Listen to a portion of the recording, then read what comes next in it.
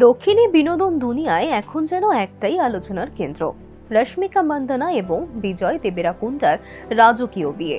Social মিডিয়ায় ছড়িয়ে পড়া ছবি, একে অপরকে ঘিরে আবেগ ঘন বার্তা এবং অনুরাগীদের উচ্ছ্বাস, সব মিলিয়ে এই সম্পর্ক এখন কার্যত টক অফ দ্য টাউন। তবে প্রেম আর বিয়ের এই আলো ঝলমলে আবহের মাঝেই হঠাৎ নতুন করে আলোচনায় উঠে এলেন পরিচালক অভিনেতা ঋষভ শেট্টি, আর তাতেই যেন পুরনো সম্পর্কের গল্প আবারও ফিরে এলো শিরোনামে। আসুন আজকে আপনাদের জানাই রশ্মিকার প্রাক্তন জীবন নিয়ে কারা কারা কি মন্তব্য করছে। নমস্কার, আমি শ্রীপর্ণা, আপনারা দেখছেন হাই নিউজ।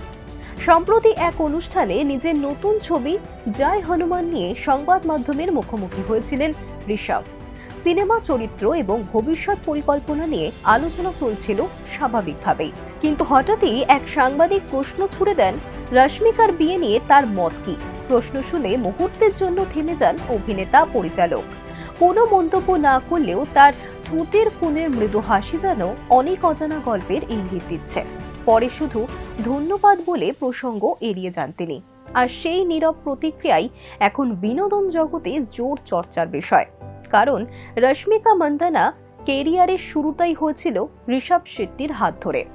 2016 সালে মুক্তিপ্রাপ্ত কন্নড় ব্লকবাস্টার কিরিক পার্টি ছবির মাধ্যমে অভিনয় জগতে অভিষেক ঘটে রশ্মিকার।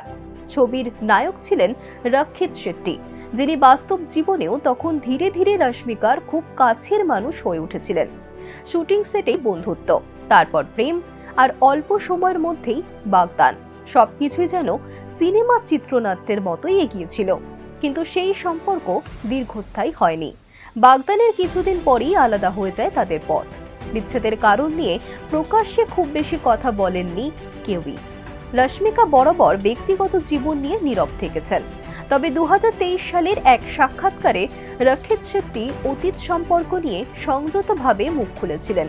তিনি জানিয়েছিলেন তাদের মধ্যে এখনও সৌহার্দ্যপূর্ণ যোগাযোগ রয়েছে এবং রশ্মিকার স্বপ্ন পূরণের পথকে তিনি সম্মান করেন। বিয়ের খবর সামনে আসতেই সেই পুরনো সাক্ষাৎকার আবারও ভাইরাল হয়ে যায়। এই প্রেক্ষাপটেই ঋষভ শেট্টির পুরনো মন্তব্য নতুন করে আলোচনায় এসেছে।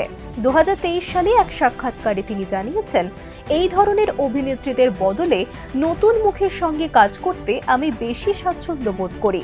যদিও কোনো নাম উল্লেখ করেননি, অনেকেই মনে করেছিলেন মন্তব্যটি রশ্মিকাকে ঘিরেই। সেই সময় থেকেই তাদের সম্পর্কের সমীকরণ নিয়ে নানা জল্পনা শুরু হয়। এখন যখন বিজয় দেবেরাকোন্ডা এবং রশ্মিকার সম্পর্কে বিয়ের দিকে এগোচ্ছিল বলে গুঞ্জন উঠেছিল, তখন ঋষভের সামান্য হাসি যেন নতুন করে আগুনে ঘি ঢেলেছে। নেটিজেনদের একাংশ বলছেন অতীতের স্মৃতি হয়তো এখনো কোথাও রয়ে গিয়েছে।